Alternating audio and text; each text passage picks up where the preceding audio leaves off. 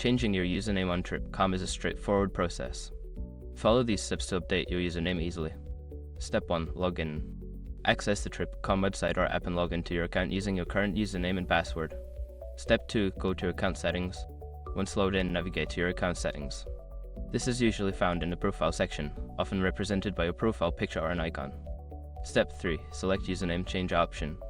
In the Account Settings menu, look for an option related to personal information or username. Click on this option to proceed with changing your username. Step 4. Enter new username.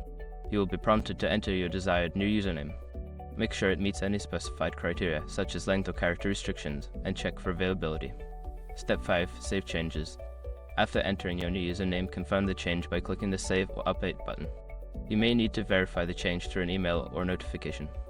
Once you've completed these steps, your username on Trip.com will be successfully updated.